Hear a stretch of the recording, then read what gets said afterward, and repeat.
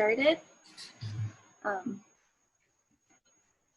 Hi everyone, I'm Emily Schlumwitz. I'm the exhibit curator at the Wisconsin Museum of Quilts and Fiber Arts, and I'm very glad to be joined today by Lee Heinrich. Lee is a former graphic designer. She discovered quilting and sewing when she left her job to stay home with her oldest daughter. She now sees quilting as a natural extension of her design work. It's graphic design in the form of fabric. Lee is the co-author of the book Vintage Quilt Revival, 22 Modern Designs from Classic Blocks, and her projects have been featured in Quiltmaker magazine, Fons Importers, Easy Quilts, Fat Quarterly, the Moda Bake Shop, and more. She also teaches and lectures locally and nationally and is a member of the museum's board. If you would like to ask questions, we encourage it throughout the program. You can do so by going down to the bottom of your screen and pressing the chat feature. We'll also be monitoring Facebook, so if you're tuning in on that platform, you're welcome to ask questions there. I'm gonna minimize my video screen and kind of turn it over to Lee, but I'll be speaking up and asking her questions throughout. So without further ado. Great. Hi, everybody. Yeah, please interject with questions all you want, because otherwise I'm just going to be standing here babbling. So I would love questions. So this is I'm doing a live studio tour today. This is my studio. I have been in this studio for about 6 years. It is the living room of my house. So my house has a family room and a living room. This is the living room. And we really never used it as a living room the entire time we've lived here. Before it became my studio, it was my kids' playroom. So I'm gonna do a little screen share first to show you what it used to look like. Let's see. Oh, how do I do this? Okay. There, can you see that? This is what it used to look like before I turned it into my studio 6 years ago. So we, you guys can see that, right? Yeah. So we, it was great as my kids' playroom when they were super little, when they were, preschool and below. Good use of the space. But then about 6 years ago, I was kind of using different spaces all over the house to sew. I had my sewing machine set up in the family room. I did my fabric cutting on the dining room table, and I had my fabric in the spare room upstairs. It was just kind of a mess. So it occurred to me that I could, as my kids got a little older, I could move their playroom down to the basement and take over this space as my studio, which is what I did about 6 years ago. And it was wonderful. Here, I'll screen share here. Okay. So that was when I kind of redid this whole room to be kind of my dream studio. I was doing more, I had my book and I was doing more quilting professionally. So I felt pretty good about taking over this large amount of space in our house.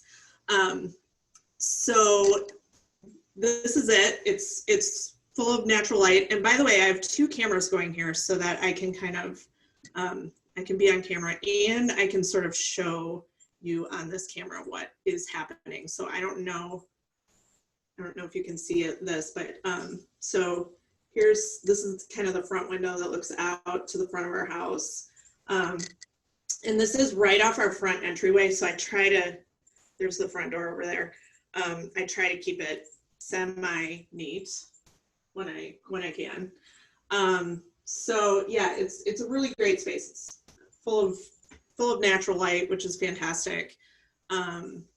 It's a really fun place to do my work, basically. So that's kind of the history of how this became my space. And I guess I'll just kind of show you around. Maybe we'll start with my sewing machine. Here we go.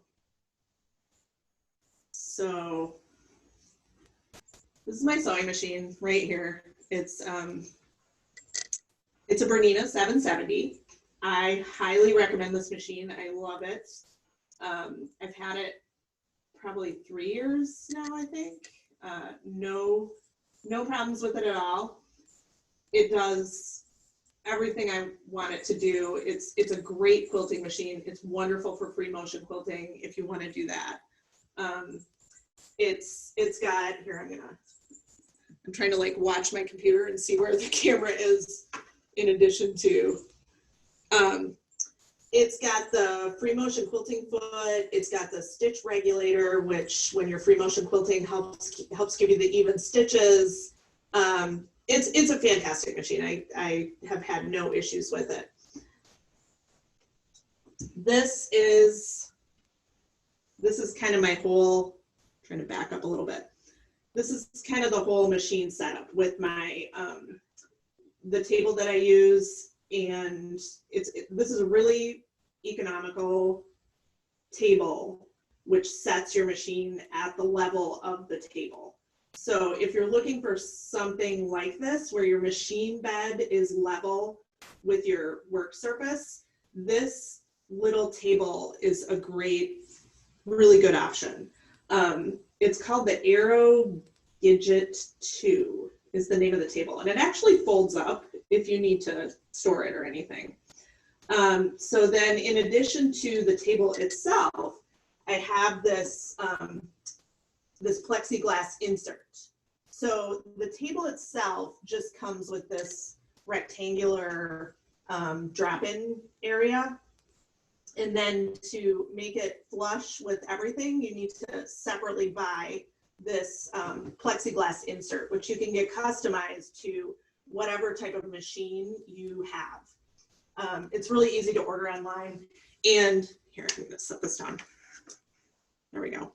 By the way, I have a blog post on my website, which has links to some of the things that I'm talking about here today, including this table and the plexiglass insert. If you're interested in anything that you have seen on this tour and you want more details about it, that's a place to look to get more details. So, oh, look, my kitty's here. Hey, buddy. So that, it works great. It's not, you know, it's not quite as nice as the big custom sewing cabinets that you see sometimes, but as you can see, I also have this desk right here, right next to it, which gives me a little more surface area for when you're quilting and need to have a place to support the quilt. The desk is not exactly the same height as the sewing table, but it's close enough. So that worked out well as far as my quilting surface goes. So that's kind of the setup here. I do use a thread spool, and the reason for that is that I had, my one complaint about my Bernina machine is that I love to use Aurifil thread. That's my preferred thread brand. But the way their spools are set up to go on this spool holder right there, I just had trouble with my thread feeding through correctly with those Aurifil spools, the 50 weight on the orange spools. Sometimes I couldn't even use up the whole spool. Like it would just stop feeding through. And I think it's because of the way those spools have that little end cap thing. So I ended up switching to the big cone of thread, which is right here, on a spool holder like this. And that completely solved my thread problems with this machine. So if you have a Bernina and you want to use Aurifil thread, I highly recommend one of these spool holders in the big cone. And I don't use, I hardly ever use anything but white or like gray, maybe light gray, usually white. So the big cone is perfect. I don't ever need, as quilters, I don't think we ever really need colored thread unless you're actually quilting something that you want the thread to blend in specifically. So that's the thread that I use. And I love this lamp right here is amazing. The Berninas are great. They come with a lot of lighting built right into the machine. I'll turn it on. Takes a second, but even the built-in Bernina lighting, I don't think it's enough. So I really like this light right here because it has these two light bars which you can position kind of in the front and the back, which is really nice. So there's the lighting just turned on with the Bernina machine. I don't know if you can see that, but okay. So that's my whole machine setup pretty much. Behind there is my design wall. So this is brand new to my studio in the last like 2 months or so, I'd say. And I'm so excited about it. I moved things around so that I could get kind of a little bit of a photography corner, which I'll get to in a minute. But in the process of moving everything around, I had to take down my old design wall, which was just literally like, all I did was put a big sheet of batting on the wall and nail it onto the wall, which worked great. The blocks stuck up there very well, but it was a mess. It looked like a mess.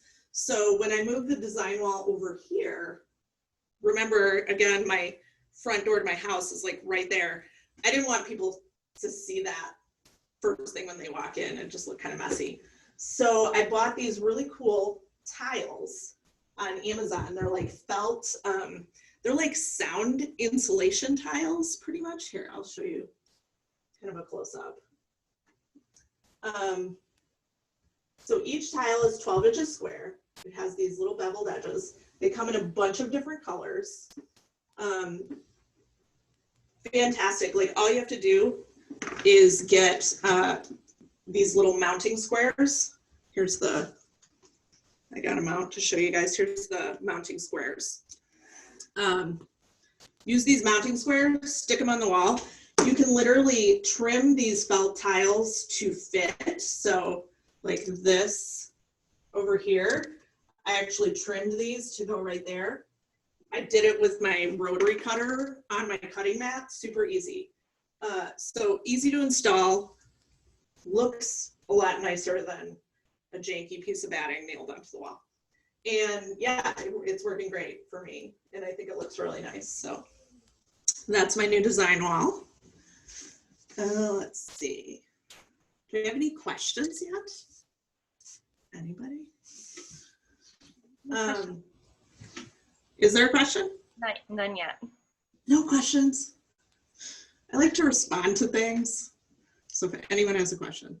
Oh, what is the brand on the lamp? Oh, I believe it's Daylight Company. It's great. I highly recommend it. Here, I'll turn it on. It has like 3 levels, maybe 4, yeah. And you just tap the end to turn it up or down. It's really nice. I don't know, you know, my eyes are starting to get old. I don't know how I sewed before I had that lamp. I honestly don't. Anne is wondering, can you put pins through the felt tiles? Yes, you sure can. I have all these blocks pinned up just like that. It's awesome. It basically functions as a giant bulletin board, pretty much, which is cool. Do you have any trouble reaching the design wall? I do, and I have a little step stool over in the corner for just that purpose. There it is. Do you see the step stool in the corner? That's my little photography corner over there. So I need that step stool for putting up quilts on the wall to take pictures of them, and then also if I need to climb up there. Lots of people are interested in the source for the tiles. So you Amazon. just Amazon. And again, there's links on my, if you go to my website, I have, and then go to journal, the first post you'll see has links to all this stuff. So you'll see the exact links to the exact products that I have. So another thing I recently invested in after way too many years of not is a really nice new ironing board. I mean, I was sewing for years with this really flimsy, wobbly, horrible ironing board. I don't know why I did that. Like, I mean, this is pretty expensive as ironing boards go, right? I mean, you can get an ironing board on Amazon for like 15, 20 bucks. This one is a lot more than that, but it's super wide. It's really stable. So you know how when you're like trying to press a whole quilt top and you're like dragging it over the ironing board, it felt like always my ironing board was just going to tip over.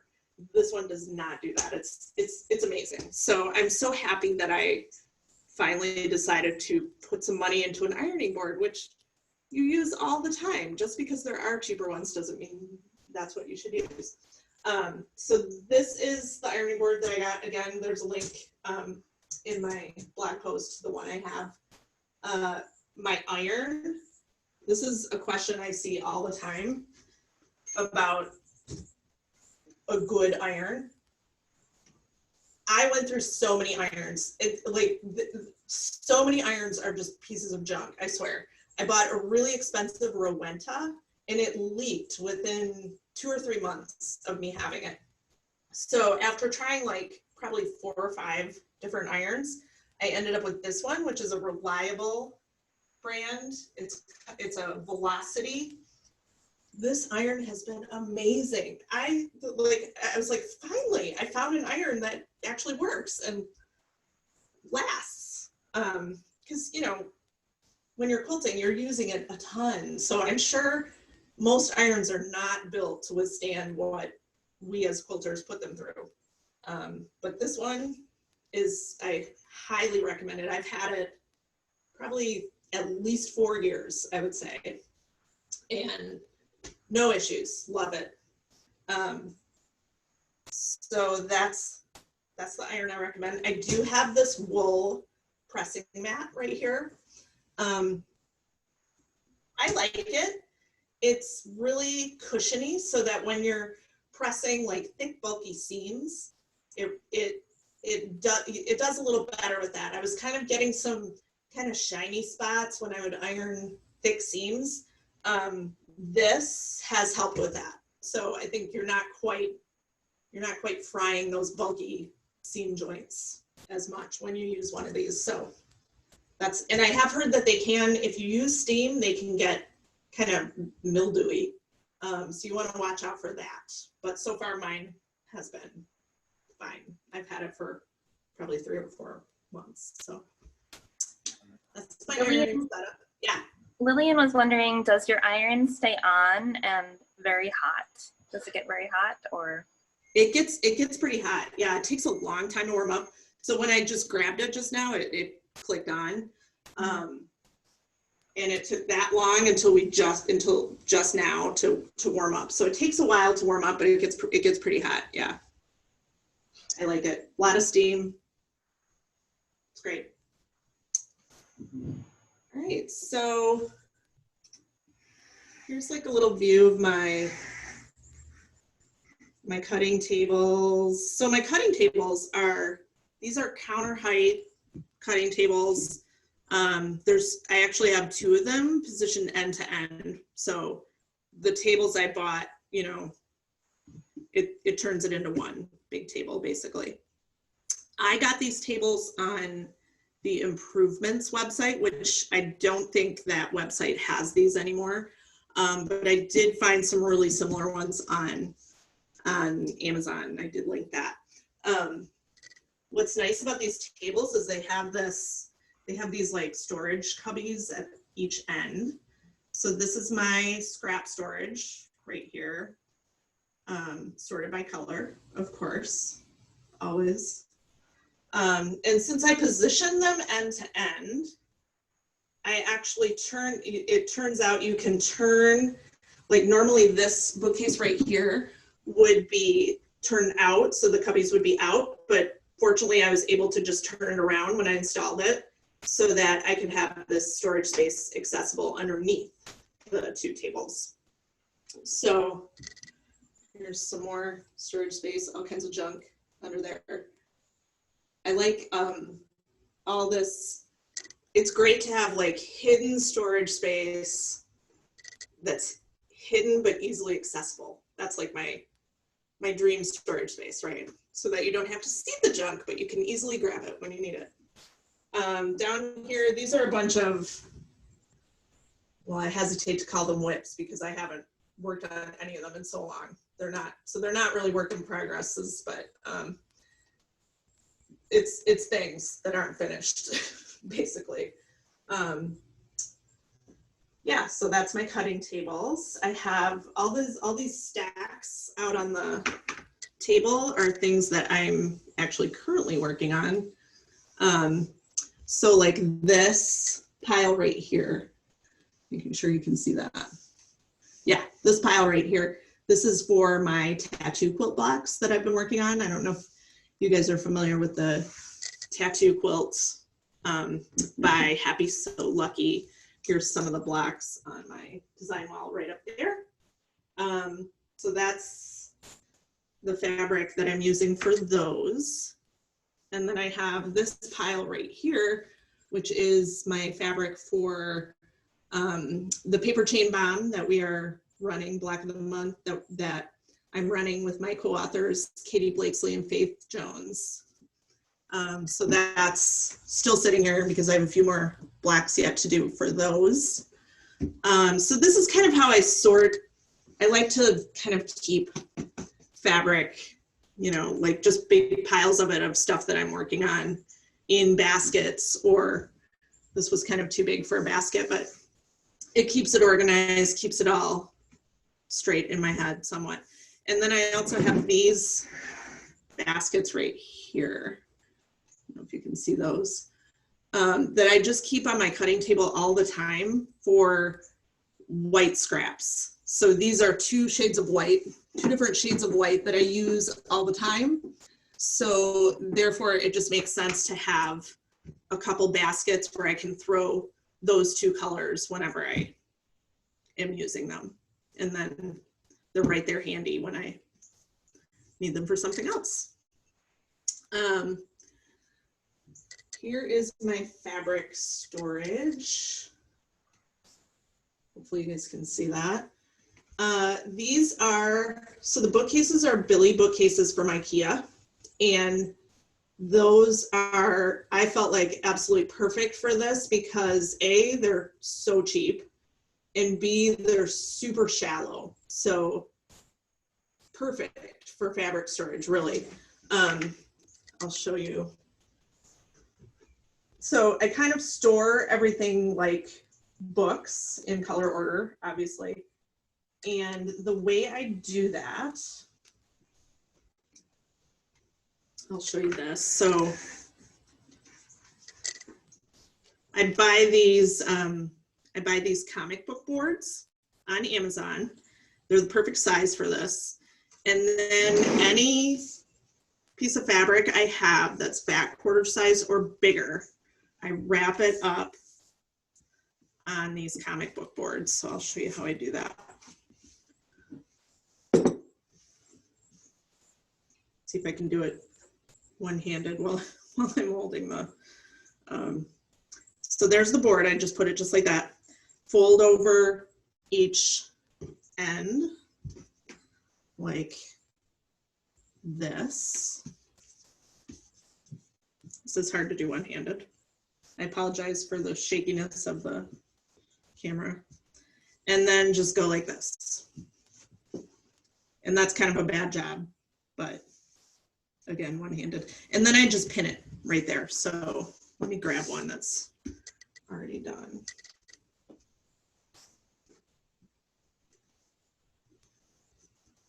There. So that's what it looks like when you get it off the shelves. And really, to me, the reason I did it this way is because I felt like I wasn't using my stash because I didn't know what I had. Everything was just a jumbled mess. I had no idea what I actually had, so therefore I wasn't able to use it efficiently. So this system really keeps everything visible. It's easy to find the color that I want. It's great. So down here I have a whole, see if you can see that. Down here I have all my solids. Well, these are colored solids on this shelf. Down here are neutral solids and Essex linen and things like that. And then down on this very bottom shelf, that's kind of my really like multicolored prints that don't fit as well in the color order shelves, basically. So yeah, that's how I organize my fabric. And a lot of this fabric has been here for many years. It's kind of an archive, I feel like, of modern quilting fabric at this point, or at least the modern quilting fabric that I liked.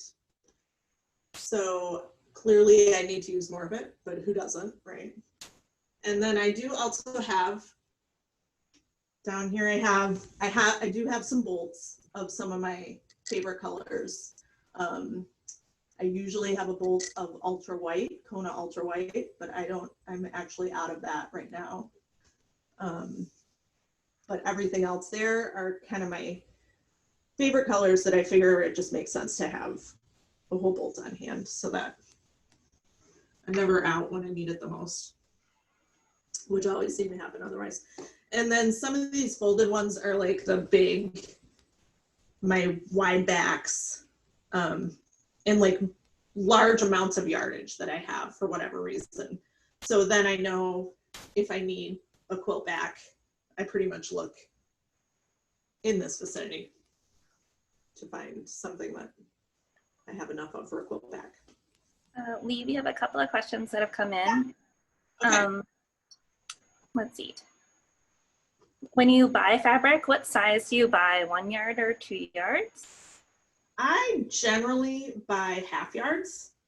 I started out as a quilter before I really knew how I was going to use fabric. I bought a ton of fat quarter bundles. I found that, especially if you buy a bundle of a whole line of fabric, there were always some that I didn't use. And then there were others where I was like, a fat quarter is just not enough. So now I'm a lot more selective about what I buy, but I buy half yards usually, unless there's something I know I'm going to use it as like a background or a quilt back, then I'll buy more yardage, but generally a half yard is what I like to do now. But I do still have a lot of fat quarters from back when I bought fat quarters. Do you have a particular website that you like to buy from? I like Sotopia because Amy, who runs Sotopia, is a friend of mine, and she's really great about customer service and carrying all the good stuff. Beyond that, I just kind of look for, whoever has the most of what I want in one location so that I can save money on shipping. So, but there are a ton of, there's so many good fabric stores online. So many. Fabric Bub comes to mind. Cottoneer I just bought from. What else? Yeah, there's a lot. And then there's lots of questions about your storage. How did you come up with that idea? Was it from a friend or did you just come up?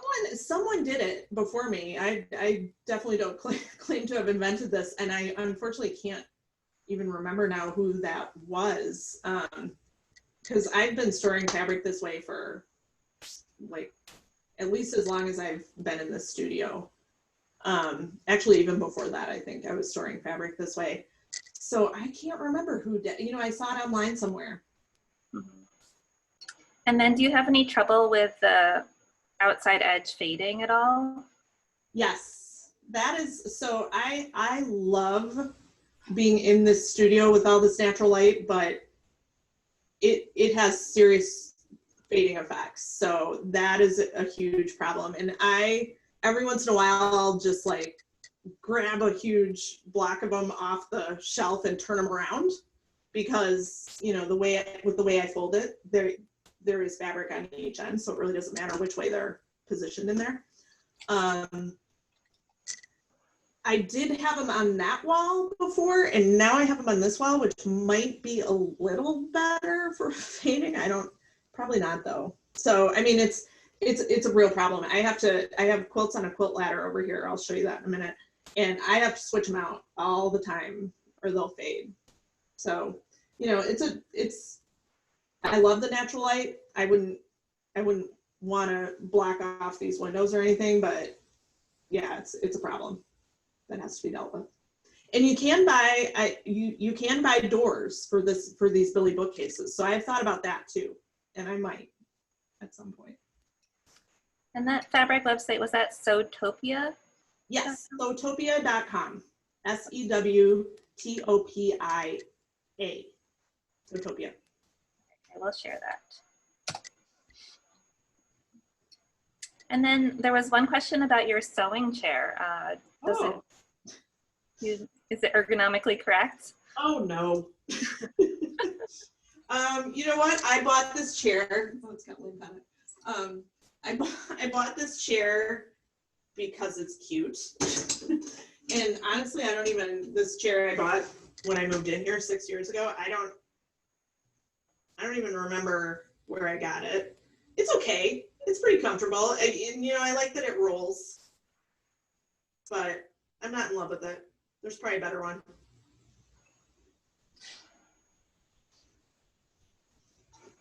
Okay. So then I have all my little, well, here's some knitting stuff down there. And then I have all my, I don't know if you can, there we go. This is just kind of a bulletin board area with all my little souvenirs from various sewing things that I've been to and stuff. Oh, including here's my QuiltCon ribbon from my quilt that won at QuiltCon in 2013. So then over here, let's see, hopefully you guys can see this wall back way up. So this was kind of the instigator of me, let me shut this door, of me moving things around in my studio a few months ago.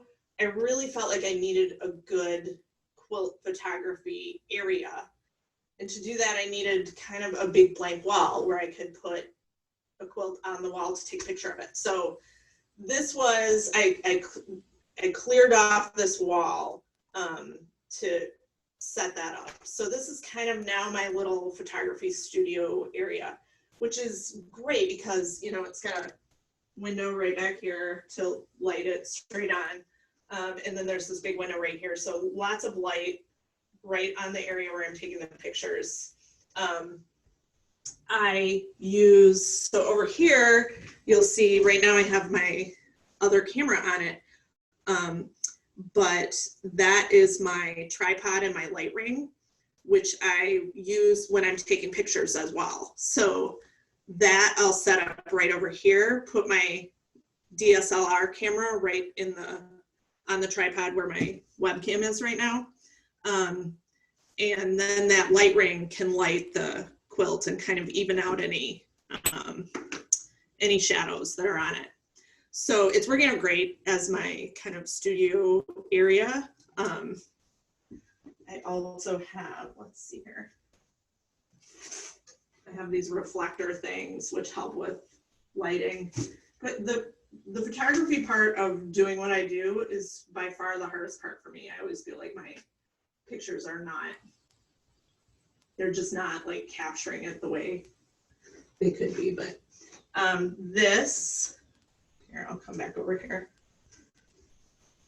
So this is a photography backdrop that I bought, which is, if you follow me on Instagram, you'll recognize this as the background of all my quilt block photos.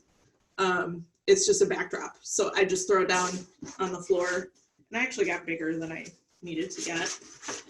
But I just throw that down on the floor to take all my, or I'll take it outside for better light, and then put the blocks down on top of it for a nice, consistent, clean background for all my quilt block photos.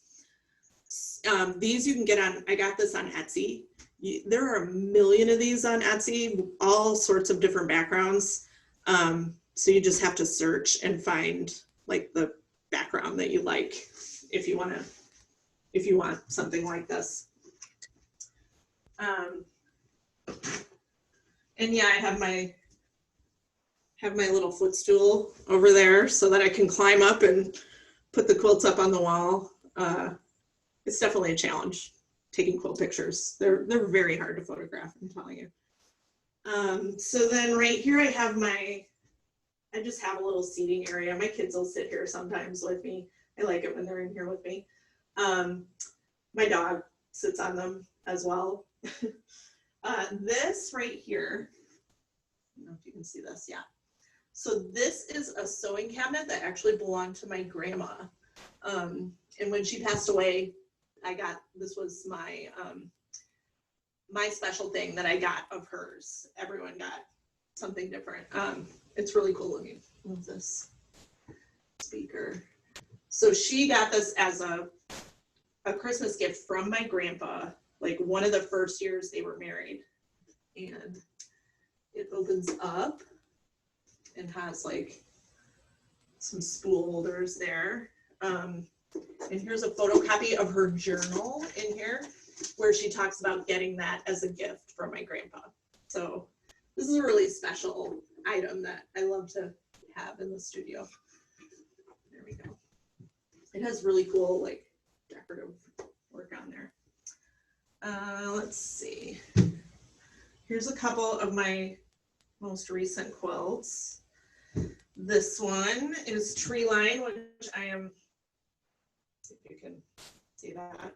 I'm turning this one into a pattern, hopefully sooner rather than later, working on it. And then here's one I just posted about this on my Instagram, but this is, here, I'll come over here. This is my quilt that I just made for my new little nephew. Well, he's not super new. This is kind of a little bit of a late gift, but it's a sloth quilt. The pattern's by Elizabeth Hartman. My sister-in-law is a veterinarian, so she always gets Elizabeth Hartman quilts from me with different animals. And for this kid, I said, do you have a specific animal request? And she said sloths. So, and I said, I think Elizabeth has a sloth pattern, so that worked out. Let's see.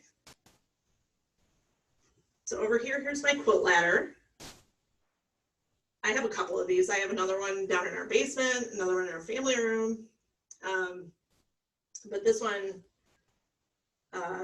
like I said, I just have to rotate the quilts that are on it pretty frequently. This one has this is an older summer sampler quilt from 2018. And this is my atmosphere pattern, one of my atmosphere quilts. And this one's really old. This is one of my Supernova quilts that I made way back in the day. So let's see, what else? Oh, I didn't talk about rulers. I love Creative Grids rulers. These are my favorite rulers.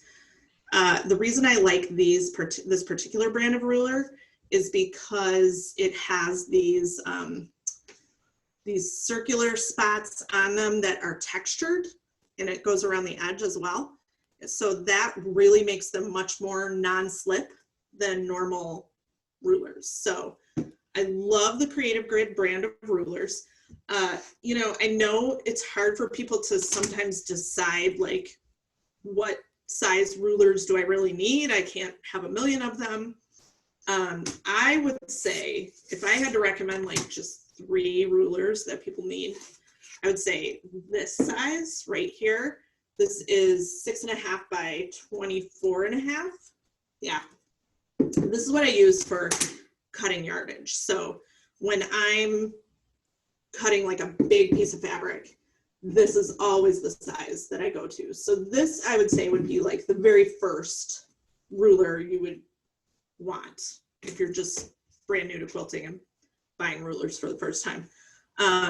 This one I use probably second most. This is 3.5 by 12.5. So this one is great for if you've already cut the long strips for the cross cutting. I like that one. And then, I mean, you could have like 100 different square rulers. I would say like maybe a 4.5 inch square is probably the most versatile of the sizes, because if you're trimming, you know, if you're trimming half square triangles or something, you can use this for any size from 4.5 on down. So that's a really useful size. It is better when you're trimming square units to have a ruler that is that size, but you don't have to have that. Like, you can easily get away with, you know, just a few square sizes. Let's see. We had a couple more questions. Oh, sure, yeah. How do you hang your quilts to be photographed on the wall? I use, let's see.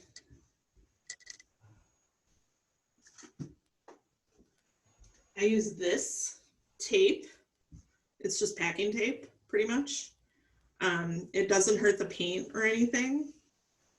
And it does a pretty good job of sticking them up there. So I will double it over in a loop to stick it up, but then you also need a few pieces that are going from the wall onto the quilt itself. So a few like straight pieces. And for like, I need to like, I just do a tiny little, as little tape as possible, and then Photoshop the tape out. So that's what I do. Where did you get your quilt ladders? So I got that ladder, I believe on Etsy. But I have, you know, that was before, like, quilt ladders are kind of, they got to be all the rage when the whole like rustic farmhouse look started getting in style. So you can buy them everywhere now. I don't think you necessarily need to buy them on Etsy, and you can probably get them for less expensive than what I paid for this one. It's really nice. It's a great quality ladder. But you can get them on Amazon now. And then are your favorite solids from Kona? Yes, and the reason why is because they have the biggest range of colors, and you know, that's such a thing with me. It is with every quilter, I'm sure, but I'm sometimes like super picky about getting exactly the right shades and value and, you know, the warmth factor and all that. So I love Kona's because they usually have the exact shade that I'm looking for, or close enough anyway. And then the other reason is that generally Kona's are the most available. In fact, I live in Milwaukee, and we have a local shop that has, at least used to have, most of them. So now that has changed. The whole availability of Kona's has changed a little since COVID, because people were buying up solids to use for masks. So in fact, we had a huge problem with that with my atmosphere pattern quilt along. And a lot of the colors that I wanted for that pattern were not available for people to buy at all. So I don't know if that has been solved. I don't know how the availability issue is going for them. Kaufman kind of had some distribution issues on top of the whole people buying up the fabric. But usually in normal times, Kona is readily available. So that's why Kona is one of my favorites. And here, you can get color cards. Here's my color card, which I use all the time. So that way you know exactly what color you if you're ordering them online, you know exactly what color you're getting. Anyone can buy these. They usually have them at fabric shops that carry Kaufman fabric, but if they don't, you can get this on Amazon. And I did link this. In addition to the card, I actually always buy 2 color cards because I want to cut one up. So like years ago, a friend of mine made this for me, which was so nice of her. Cut up all these little swatches. And so I've been just adding to it ever since. Each time Kona comes out with new colors, I add to it. This is just like the blue and green portion of it. I have all the warm colors on another one. And this is great to do. So I like having the chips so that I can, you know, position the colors that I'm looking at next to each other, because it's really hard to envision them on this card overall. But I do also like having the complete card that's all together, so that if I'm looking for a certain color, I don't have to sort through all these to find that one color. So it's just handy for me to have 2 of them, one to cut up and one to stay whole like this.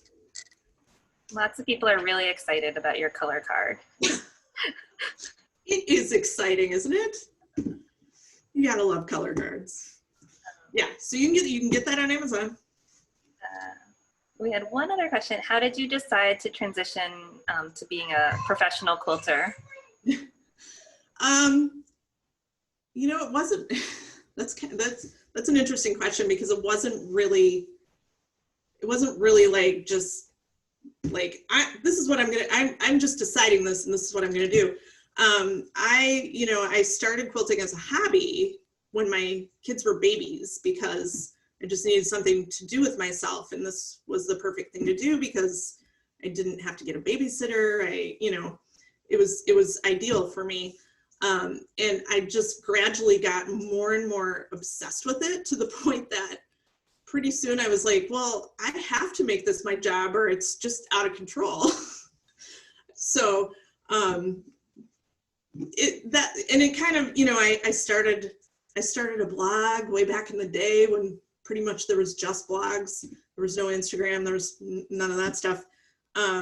And I kind of started the blog just as a way to sort of keep track of what I was making, and to sort of chronicle my improvement, what I learned and things like that. So I didn't really start the blog in order to become a professional quilt designer. But then people started asking questions and like, how did you do this? Is there a pattern for this quilt that you made? So it just kind of evolved a little bit, I would say. There wasn't one moment where I was like, this is what I'm doing.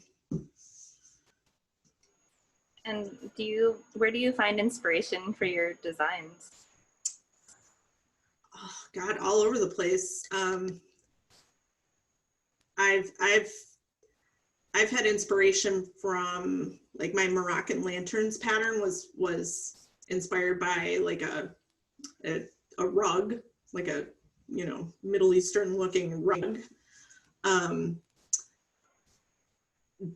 Anything repeating in the natural world, I feel like, is always a great design inspiration source. Like this tree line quilt, I called it that because I was kind of thinking of a really abstract kind of tree type look. And it turned even more abstract even after I started working on it. But yeah, so any repeating pattern I see anywhere it always flips a switch for me. Like, this could be a quilt. And as a design, as a graphic designer professionally, before I started doing this, that really resonates for me. How has the pandemic impacted what you do? This might be the one area of the world where it really hasn't. impacted me a lot. I mean, I always worked out of the studio kind of by myself. When I felt like working, I did. And when I didn't feel like working, I didn't. The pandemic has affected fabric availability. Obviously, I talked about that with my atmosphere quilt along, but beyond that, it really, you know, I don't think it really has had a huge impact. Now, a lot of people are buying quilt patterns, and I used to do printed patterns that were sold in brick and mortar shops, but I had stopped doing that about a year or so ago. I kind of took all my paper patterns out of production. So I just sell PDF patterns online, which is great in a pandemic. Like, no issues there. So really, it's, you know, it hasn't had a huge effect, I don't think, which is wonderful. Like, I feel like I'm still just doing my thing. It's nice to have one area of life that still feels normal. Would you mind sharing some of the quilts that are on your quilt ladder? Oh, sure. Okay, so I use my quilts. I always say this in my trunk shows, like, my quilts are like, I feel pretty strongly that quilts should be used. So all these quilts that are folded up on here were at one time in use on my couches, in my basement, my kids, you know, so keep that in mind. There are sometimes some stains and stuff, but so this is my, it's hard to, the tables are kind of blocking, but this is my atmosphere pattern. It comes, and you can get this pattern on my website. It comes in 2 different colorways, this pattern does, and obviously you can make up your own colorways as well, but there's a rainbow version of this, which is upstairs on my daughter's bed. And this is kind of the more minimalist colorway. So that's that one. Let's see. So this is one of my summer sampler quilts, which if you follow me, you know, hopefully, about the summer sampler quilt alongs that I do. That's something I do every summer with my friends that I co-authored my book with. So we do this summer sampler quilt along, which is 1 block a week throughout the summer. And then we have a different finished layout each summer. So this was the 2018 version, which I made with, these are batiks from Me and You. Let's turn this. And we always have a bunch of different guest designers who design the blocks. The 3 of us who run the quilt along always design some of the blocks, but then we also have different designers that we know and like who design some of the other blocks. Each year it's a kind of a different group. So that's that one. Anthea says she loves the Summer Sampler 2020. So. Oh, good. I'm so glad. Yeah, it's been a fun one. Every year is a little different. We usually have a different theme each year. This year the theme was easier than it looks. So each block was designed to be a little simpler to piece than you would think it was based on how it looks. People have liked that, I think. This is a super old quilt that I made probably 8 or 9 years ago. My Supernova pattern, and this is a free pattern that's available on my website. So if you go to my website and look under quilt alongs, you'll find it there. All right.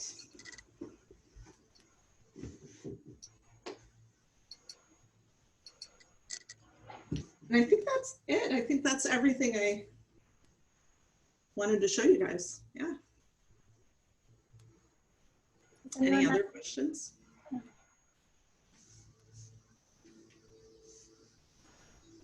I have a question. How often do you quilt? So, You know, like I said, one of the great things about this job for me is that I don't, you know, like I literally have no boss. Even people who are freelancers usually have like clients that they have to answer to. I have no boss at all. I can do what I want when I want. So I kind of go in phases. It depends on sort of what stage my patterns are at as far as the development of the patterns. If I'm super inspired to work on something, then I'm sewing every day. Other times I'll go like a week or two without. So it really kind of, and it depends on how busy I am, my family, what's going on in their lives. So, but probably at least 2 or 3 times a week I'm sewing, I would say. And, although like I said, sometimes I can go weeks without sewing because I'm working on something else. Like I'm working on the actual pattern writing or whatever. what are the blocks on your design wall? Is that a new project? So that's my paper chain block of the month. Here, let's see. Which these are all paper pieced blocks. So it's a 12-month pattern where you get 1 paper piece block per month. So it started in January, so we're on block 9 right now.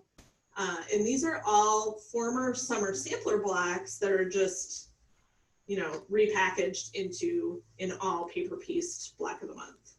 So yeah, these are the ones I've done so far. And they're in Christmas colors, so it'll be a Christmas quilt. Oops, what happened there? Sorry.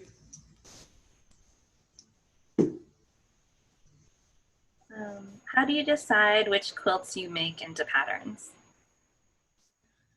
You know, that really depends on how easy they are to sew and how easy they are to write as a pattern, because sometimes, you know, if I'm kind of working on something on the fly, and with patterns, not everyone is like this, but there's a good chunk of people who really want everything spelled out. Like they want to know where to put each color. They don't want any ambiguity in their patterns. And sometimes it just feels impossible to me to tell people how to do that, if that makes any sense.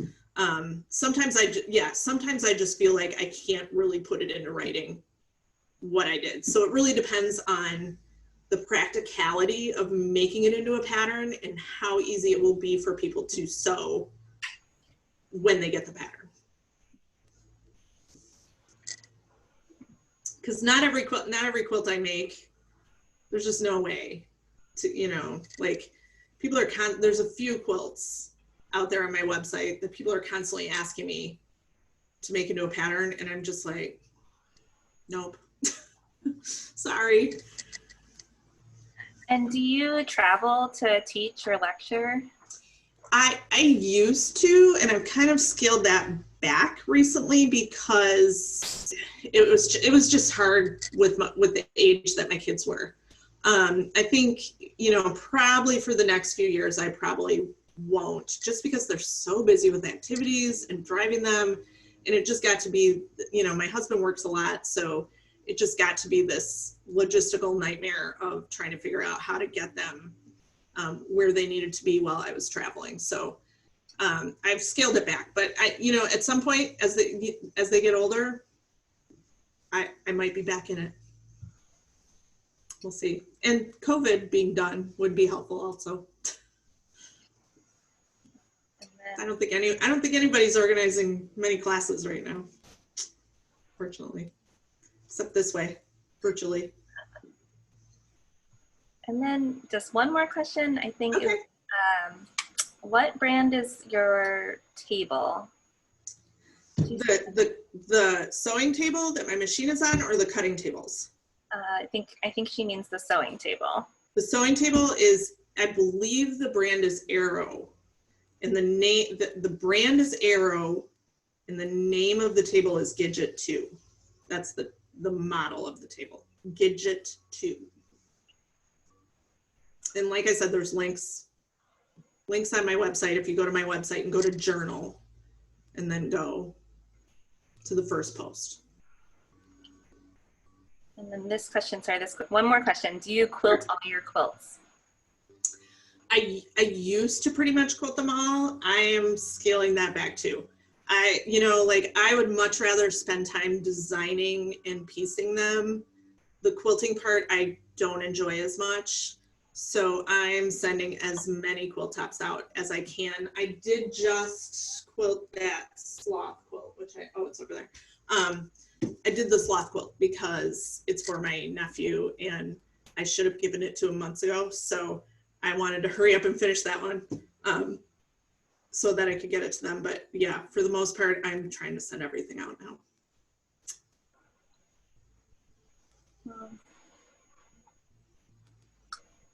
Thank you, Lee. Thank you. This was fun. Thank you all for coming, and yeah, this was really enjoyable. So thank you. Yeah, sorry about my crazy camera work and stuff. Oh no, it worked out great. Motion sickness. Yeah, you're getting a lot of love. Thanks, Lee. Thank you so much. You. Yeah. Yeah. Oh, and can I just say, the Quilt Museum, the Wisconsin Quilt Museum does this as a free presentation for people to enjoy, but we need donations in order to keep this type of thing going. So if you are so inclined, you can go to the Quilt Museum's website, which I think Emily will probably put up, and give a little donation to keep the museum going. It's a beautiful museum in Cedarburg, Wisconsin, and we do a lot of amazing things there, exhibits and classes and things like that. And we need help to keep it going, especially right now during COVID times. So we haven't been able to have all of our usual fundraisers and things. So it would be great if you were able to give just a little bit. Yeah, thank you for mentioning that. I just posted the link. So yeah. Good, thank you. And Anne King just said, I donate in honor of my mom, Marion Wolf, a founding mother of the museum. And that's wonderful. Thank you. Hi, Anne. Nice. Anne had a quilt in the atrium over the summer. Nice. Yeah. Awesome. Well, thank you, everyone, for joining in.